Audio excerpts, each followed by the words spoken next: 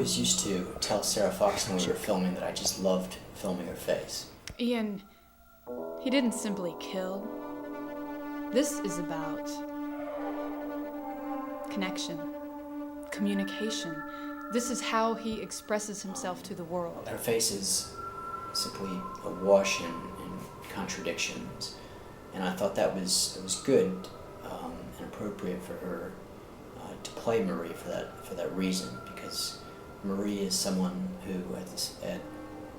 it was important, I think, that you believed in, but could never really fully trust in this sort of dichotomy of expressions that sort of perpetually exists on Sarah's face.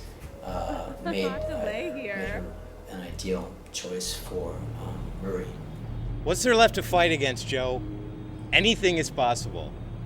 There are no bread lines in cyberspace. The real is virtual and the virtual is real. Revolution is over. It was important for us to sort of convey this alternative universe of Washington, D.C. And Chicago, to sort of magnify the sense of isolation for each of the characters, to exhibit this tension between our fear of human contact and the need for human touch. So all of the actors were required to mute their emotions and responses much more so than they were accustomed to doing. Now, one of the ways we tried to convey this was by,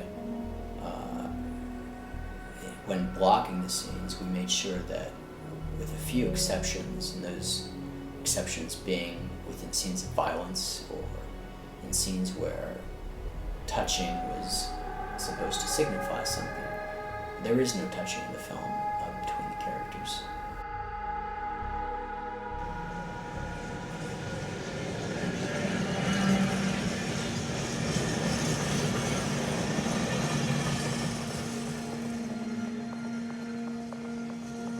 At film's end, we shot in, I think, a total of 14 countries around the world. And of those countries, I think that shooting in Kosovo, first in Kosovo, Yugoslavia, back in 1998, and then when I returned there in 2003, shooting there was just extremely difficult. In 1998, I was there during the height of the ethnic violence between Milosevic's secret police and the KLA, the Kosovo Liberation Army. But at that time, it was virtually impossible to get outside the capital city of Pristina. I returned, though, in the spring of 2003, after hostilities, or at least military hostilities, had subsided, and Kosovo had radically changed at that time. The population in 98 was about 60-40 Muslim to Serb, but by the time I returned, the Serbs had been driven out, and constituted, I think, about 5% of the population.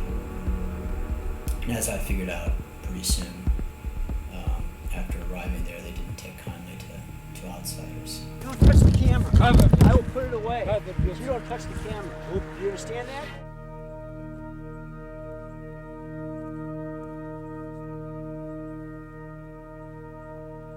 The baptism scene required a relatively dramatic snowstorm, and we had neither the budget nor the equipment to sort of manufacture one or create one by CGI.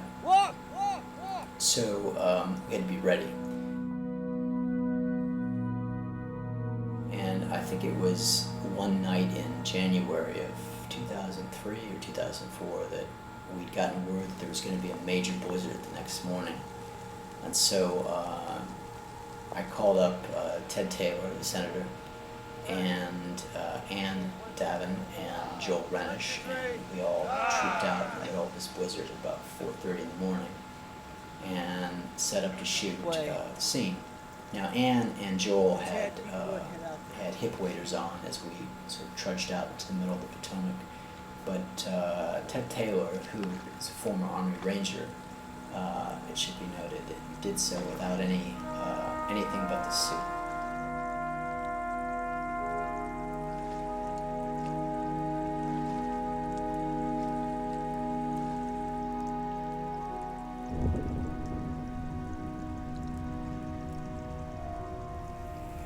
few people have asked why in the world anyone would spend 7 years working on finishing a film that it's not going to make any money in all likelihood.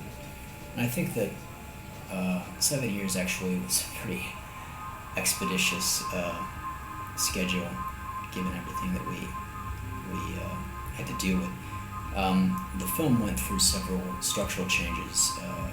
When we first screened it, I think in 2004, we had about 3 additional plot lines. We had 4 additional characters. And what I figured out was that the audience had way too much trouble following all of these plot lines, and some of the major themes had gotten lost. So unfortunately, I had to cut out those scenes, which really, I think, diminished some strong performances by Jen French and David Hirsch and Jillian Levolsi, and especially by Janice Bailey, who I think did just a wonderful job.